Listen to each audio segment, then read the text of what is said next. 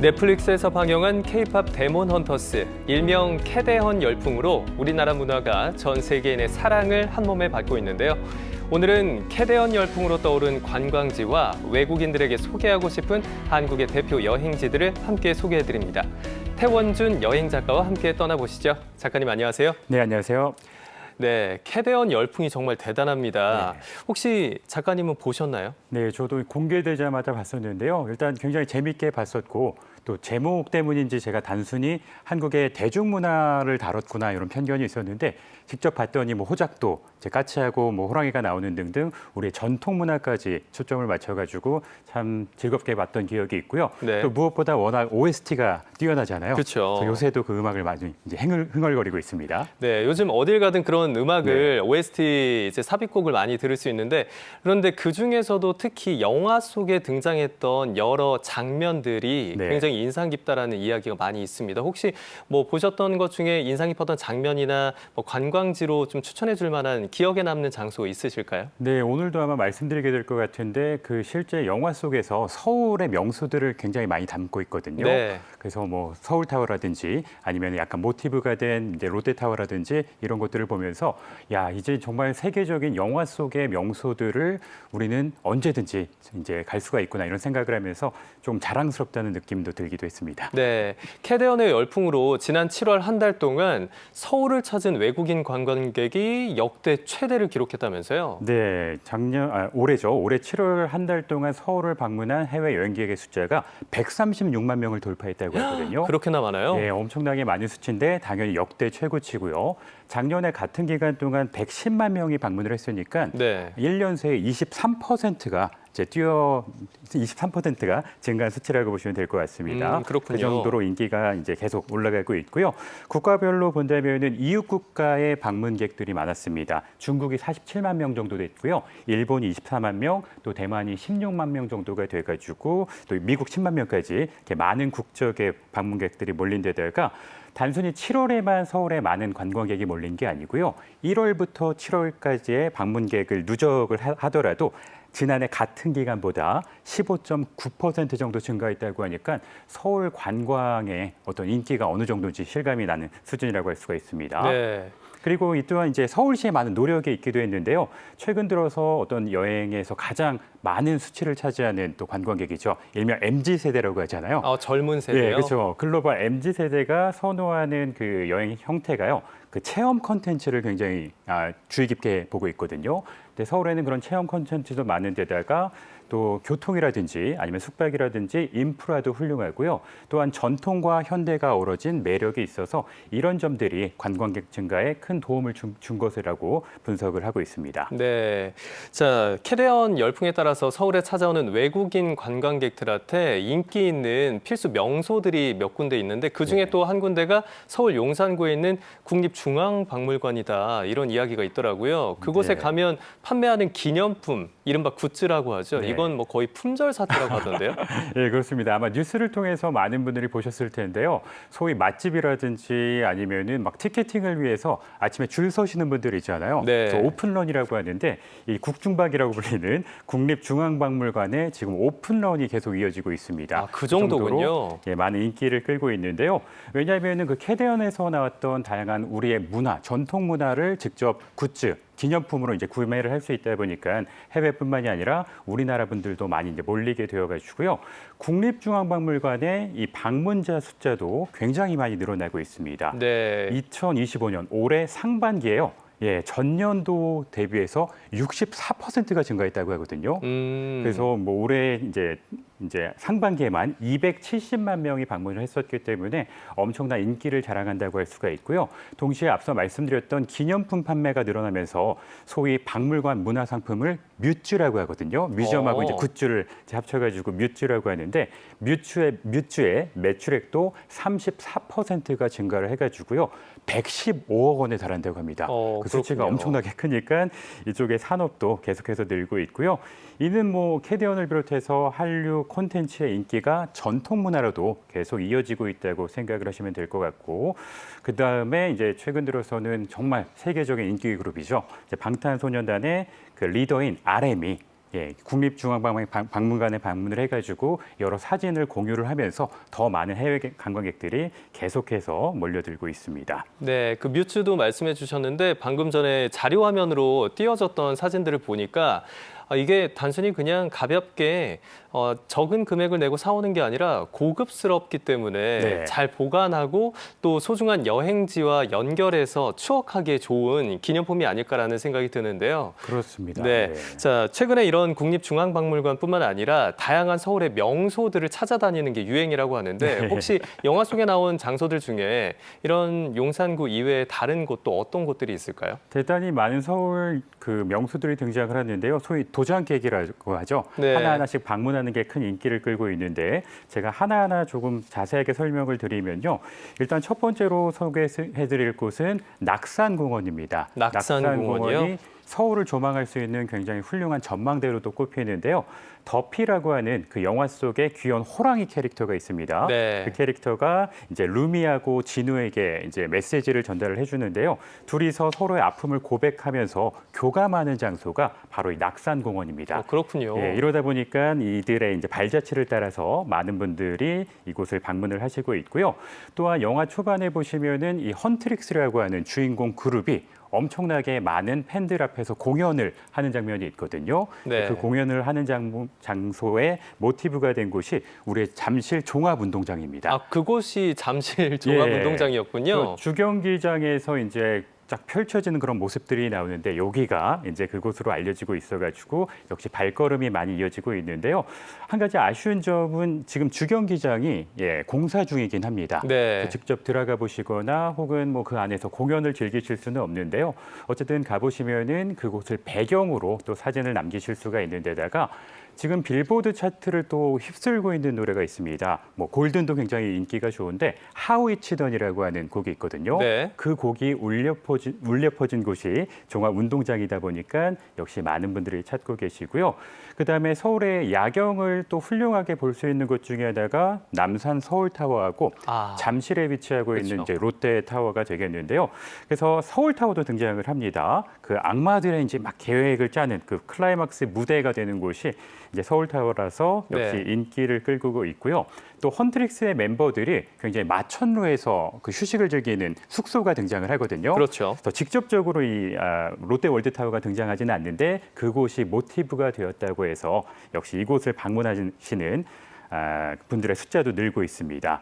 그리고 뭐 언제든지 뭐 서울의 대표적인 거리라고 할 수가 있겠죠. 명동거리도 등장을 합니다. 명동이 나오나요? 예, 명동거리가 그 사자보이즈라고 그 헌트릭스의 대척점에 있는 그 보이그룹이 있거든요.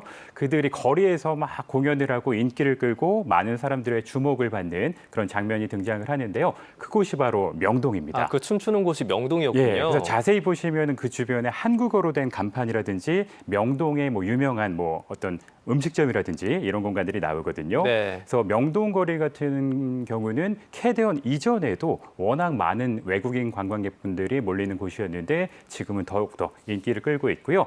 마지막으로 한 곳만 더 말씀을 드리면은 북촌 한옥마을이 이제 또 등장을 합니다. 네. 북촌 한옥마을도 서울에서 굉장히 유명한 관광지라고 할 수가 있는데요. 루미하고 그 사자보이즈의 리더라고 해야 될까요? 진우가 이제 마음을 터놓고서 조용한 만남을 이어가는 장면이 나오는데 이곳이 바로 북촌 한옥마을이었습니다. 그래서 지금까지 제가 말씀드렸던 뭐 낙산공원이라든지 잠실 운동장, 또 서울타워, 북촌 한옥마을, 또 명동거리까지 쭉 돌아 보신다면은 이 캐대언을 완벽하게 정복할 수 있는 코스여가지고요. 이렇게 루트를 짜보시는 것도 괜찮을 듯합니다. 네, 이렇게 작가님의 설명을 들으니까 정말 영화 한 편을 쭉 다시 훑어본 것처럼 모든 장면들이 생생하게 떠오르는데요. 그래서 아마 영화를 관람한 사람들이 우리나라를 찾아서 이 명소들을 방금 전에 말씀해 주신 것처럼 도장 깨기 하듯이 한 군데 한 군데 방문하는 것이 아닌가라는 생각이 듭니다. 자, 그런데 서울뿐만 아니라 한국에 온 김에 또 다른 지역도 찾는 외국인 관광객들이 많다고 해요. 네. 그래서 그런 곳들도 하나씩 좀 짚어보려고 하는데요. 먼저 가볼 곳, 바로 수원 화성입니다. 네, 서울에 오신 김에 서울에서 그렇게 멀지 않은 수원에 가시면 좋을 듯한데요. 수원에서 가장 우리에게 세계인에게 유명한 전통 문화는 바로 수원 화성입니다. 네. 이 수원 화성 같은 경우는 정조의 깊은 효심이 이제 만들어낸 세계의 길이 남을 역사인데요. 이제 뒤주에 갇혀서 좀 안타깝게 이제 숨을 거둔 아버지 이제 사도세자의 혼을 달래기 위해서 정조가 아버지의 능을 양주에서 풍수지리가 좋은 수원으로 옮기면서 축조한 성입니다. 네. 1794년부터 축조가 되었는데요. 당시에 동서양을 아우르는 당대 최고의 기술들을 집대성해가지고요. 뭐 천재라고 불렸죠. 정약용 같은 또 최고의 지식인들이 참여해가지고 정말 2년 반 만에 모두 축조를 했다고 하거든요. 그렇게 빠른 네. 시간 동안 이러다 보니까 지금까지도 유네스코 세계 문화유산에 지정될 정도로 훌륭한 역사 유적이라고 할 수가 있고요. 보통 이런 성 같은 경우는 방어의 목적으로 건설하는 경우가 많이 있는데 수원의 화성 같은 경우는 그 안쪽에 이제 백성들이 살기도 했습니다. 이러다 보니까 방어와 행정의 기능을 모두 완벽하게 구현해낸 곳이라고 할 수가 있고요. 건축학적으로도 그렇고 예술학적으로도 그렇고 대단히 뛰어난 그런 유적이라고 할 수 있습니다. 또 한 가지 재미있는 사실이 유네스코 세계 문화유산에 지정이 되었다고 말씀을 드렸는데 네. 이 수원 화성이 어떻게 보면은 이제 비교적 최근에 복원된 것이라고 보시면 되거든요. 네. 근데 이 유네스코 세계유산 같은 경우는 복원된 문화재에 대해서는 거의 지정을 하지 않습니다. 그렇군요. 네, 이 화성을 지정한 이유는 화성 성역 의궤라고 하는 그 문헌이 아직도 남겨져 있거든요. 그래서 그 어떻게 화성을 지었는지 정말 꼼꼼하게 남겨져 있는 그런 기록물이어가지고요. 그 기록물을 바탕으로 이제 복원을 한 거예요. 건축에 관한 기록물을 바탕으로요. 네. 그래서 유네스코에서도 이걸 보자마자 와 이거는 정말 한 치의 오차도 없이 완벽하게 복원을 했기 때문에 충분히 가치가 있다 해가지고 세계 문화유산으로 지정을 하게 되었고요. 규모가 이제 길이로 따진다면은 5.74km에 달하기 때문에 방문하시면은 수원 화성을 한 바퀴 도시는 것만으로도 완벽한 코스가 될 수 있고요. 또 봄에는 막 벚꽃이 만개해서 꽃놀이 장소로 유명한 데다가 또 가을에는 단풍이 대단히 아름다운 곳으로 꼽힙니다. 네. 그래서 언제 가시더라도 계절에 따라서 완전히 다른 풍경을 우리의 전통 문화유산과 함께 보실 수가 있고요. 또 그 안쪽에는 뭐 탑이라든지 궁궐이라든지 혹은 정원이라든지 호수라든지 다양한 즐길거리도 있고 가족과 또 연인과 피크닉을 즐길 수 있는 장소도 워낙 많이 있기 때문에 외국인 방문객들도 함께 오신다면은 어우러져서 즐거운 시간을 보내실 수 있습니다. 네, 이렇게 경기 수원 화성에 대해서 알아봤다면 이번에는 경기 북부 지역으로 좀 가보겠습니다. 네. 바로 파주에 있는 비무장지대 DMZ인데요.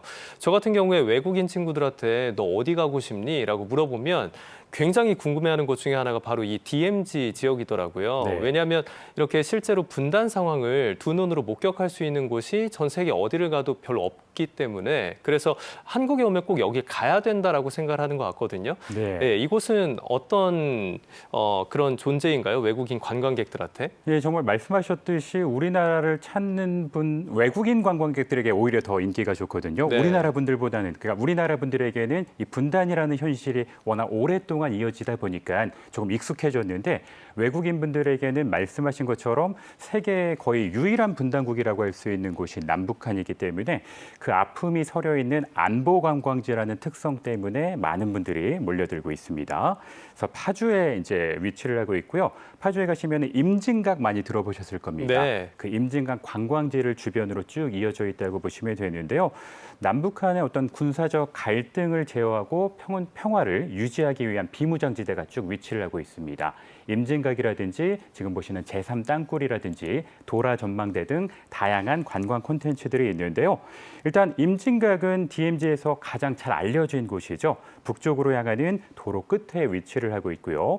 이곳은 한국 전쟁의 역사와 분단의 슬픔이 이제 서려 있는 곳이다 보니까 네. 그 북한 실향민 분들이 이제 얼마 남지 않았죠. 추석이라든지 우리의 어떤 그 명절이 되면은 고향 땅을 향해서 제사를 드리거나 성묘를 드리기도 하거든요. 그래서 그런 모습들도 보실 수가 있고, 그다음에 제3 땅굴 같은 경우는 이제 북한이 우리나라 쪽으로 이제 뚫어놓은 땅굴이라고 할 수가 있는데 이곳은 개별적으로 방문해 보시긴 쉽지 않고요. 여러 가지 이제 투어를 통해서 방문하시게 되는데 저도 들어가 봤지만 세계 어디에서도 만날 수 없는 조금 아픔이 서려 있는 곳이긴 하지만 네. 대단히 특성이 있는 관광지거든요. 이러다 보니까 이제 외국인 관광객들에게 큰 소구를 하고 있고요. 그리고 무엇보다 2020년도에 이곳에 굉장히 또 특별한 콘텐츠가 생겼습니다. 케이블카가 설치가 됐거든요. 네. 그래서 민통선 위를 비행하는 평화 곤돌라가 설치가 되어가지고요. 민통선은 말 그대로 민간인이 접근할 수가 없는 곳이잖아요. 그렇죠. 직접 밟아볼 수는 없지만 하늘 위를 날면서 그 위를 경험해 보실 수 있는 데다가 이제 그 평화 곤돌라에서 내려가지고 조금만 전망대 위쪽으로 이동을 하시면은 멀리 북한의 풍경까지 보실 수가 있거든요. 이러다 보니까 어떤 남북한에 얽혀 있는 여러 가지 그런 역사적인 이야기들 때문에 외국인 관광객분들에게 분명히 매력적인 여행지라고 할 수 있습니다. 네, 이렇게 외국인 관광객들이 또 우리나라를 찾아서 볼 수 있는 것들이 많이 있지만 무엇보다 단순히 보는 것보다 우리 전통 문화를 좀 체험해 볼 수 있는 것들도 굉장히 좋아하는 것 같은데요. 네. 이렇게 체험할 수 있는 곳이 대구에도 있다면서요? 네, 조금 멀리 한번 가볼 텐데요. 대구에 가시면은 한국 전통문화체험관이 있습니다. 네. 이름 그대로 우리의 전통적인 문화들을 다양하게 체험해 볼 수 있는 곳인데요. 이러다 보니까 당연히 외국인 관광객분들에게는 보는 것뿐만이 아니라 여러 가지 체험을 하실 수가 있기 때문에 더욱더 매력적인 곳이라고 할 수가 있습니다. 이곳은 이제 1층, 2층 이렇게 나뉘어져 있는데요. 이제 1층에 들어가시면은 달의 명상실이 있어가지고 우리의 차문화죠. 네. 달해하고 한복 체험이 진행이 되게 되고요. 그다음에 병풍으로 꾸며진 이제 한국 전통 분위기가 물씬 풍기는 곳이어가지고요. 여기서 한복을 입고 사진을 찍으실 수도 있어가지고 외국인분들께는 더 특별한 추억을 선사할 것 같고요. 또 2층에 가시면은 동의보감 음식 체험실이 있습니다. 네. 우리 어떤 K 문화뿐만이 아니라 K 음식, 그러니까 우리의 음식 문화도 이제는 굉장히 유명해졌잖아요. 앞서 말씀드렸던 캐대언에서도 뭐 김밥을 먹는다든지, 그렇죠. 뭐 라면을 먹는다든지, 또 이제 비빔밥 같은 경우는 제가 전 세계 어딜 여행하더라도 비빔밥을 파는 그 현지 음식점이 꼭 있을 정도거든요. 그래서 이 2층에 올라가시면은 여러 가지 그 음식 체험을 하실 수가 있고요. 또 동의보감이 우리의 이제 국보일 정도로 유명한 이제 의학서라고 할 수가 있는데 그 의학서를 바탕으로 한의학을 또 체험할 수 있는 이런 이야기들이 펼쳐지는 곳이라서 역시 매력이 있고요. 그다음에 또 전통 다식을 만드는 체험이라든지 또 수제 막걸리를 좀 맛볼 수 있는 체험이라든지 여러 가지 대한민국의 오직 여기서만 이제 체험해 볼 수 있는 다양한 전통 문화가 있어가지고요. 조금 이제 수도권에서 멀긴 하지만 요새는 이제 기차로 이제 서울에서 대구까지 한 1시간 50분 정도만 이동하실 수가 있거든요. 금방 가죠. 이 대구에서도 우리의 문화를 한번 체험해 보시면 좋을 듯합니다. 네, 또 층별로 다양한 테마를 다양하게 체험을 해볼 수 있다고 하니까 본인이 원하는 대로 신청해서 체험 프로그램을 한번 시도해 보는 것도 좋을 것 같습니다. 네, 그렇습니다. 네, 이번에는 좀 더 정겹고 또 한국의 전통적인 네. 맛이 살아있는 도시로 한번 가볼까 하는데요. 바로 안동시입니다. 안동에는 네. 하회마을이 있는데 이곳에서는 외국인들이 어떤 것들을 좀 즐겨볼 수 있을까요? 네, 하회마을도 이제 빼놓을 수가 없는데요. 앞서 말씀드렸던 또 대구에서도 그렇게 멀지가 않습니다. 여기 가시면은 우리의 고유의 역사와 문화가 담겨져 있는 600년 전통의 가옥들과 멋진 풍경들이 자연과 어우러져 있어가지고요. 역시 외국인 관광객분들이 들어가셔서 여러 가지 체험도 하실 수가 있고 또 안동하면 하회탈이 굉장히 유명하잖아요. 그래서 하회탈을 방문하는 그 하회탈을 이제 전시하고 있는 탈 박물관이 있을 정도예요. 네. 그래서 거기에 들어가시면은 우리의 탈이라든지 여러 가지 의복도 인기를 끌고 있는데 직접 체험해 보실 수가 있고요. 또 한 가지 이제 정보를 말씀드리면은 하회마을이라고 하는 이름의 유래가요. 그 마을에 가보시면 아시겠지만 그 마을 앞쪽으로 낙동강 물길이 이렇게 굽이쳐요. 네. 그래서 이제 마을 앞에 어떤 물길이 휘감아 돈다 해가지고 하회, 그러니까 물이 돈다라는 뜻이거든요. 아, 그렇군요. 그래서 이제 하회마을이라고 불리고 있는 곳이고요. 워낙 또 우리나라를 대표하는 관광지로 거듭나고 있다 보니까 얼마 전에 이제 서거를 하셨던 이제 영국의 엘리자베스 여왕도 방한 당시에 네. 정말 열일 대처두고 이곳을 방문하셨었거든요. 그래서 가보시면 그 사진도 만나실 수가 있고요. 또 정말 우리의 고유한 건축 양식이라든지 문화 유적이 풍부한 곳이다 보니까 직접 가보시게 된다면은 우리 재미있는 또 추억을 만드실 수 있는 데다가 또 이 주변에도 볼거리가 많이 있습니다. 부용대라고 하는 이 어떤 하회 마을을 이제 굽어보실 수 있는 전망대도 있고요. 또 세계 문화유산으로 지정된 우리의 서원도 안동에 많이 위치를 하고 있잖아요.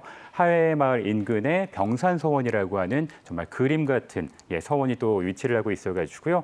외국인 방문객들이 오신다면은 이쪽 교통편도 좋은 편이고 또 투어 프로그램도 운영이 되고 있어서 함께 둘러보시면은 좋다고 생각을 합니다. 네, 뭐 외국인 관광객들도 좋아하겠지만 우리들도 오랜만에 방문해 보면 좋은 그런 관광지가 되지 않을까 싶습니다. 한국 문화를 사랑하는 외국인 관광객들이 날이 갈수록 한국을 많이 찾고 있는데요. 전 세계적으로 사랑받고 있는 우리의 문화와 역사, 우리도 더욱 아끼고 사랑하는 기회가 되기를 바라겠습니다. 지금까지 태원준 여행 작가와 함께했습니다. 오늘 말씀 고맙습니다. 감사합니다.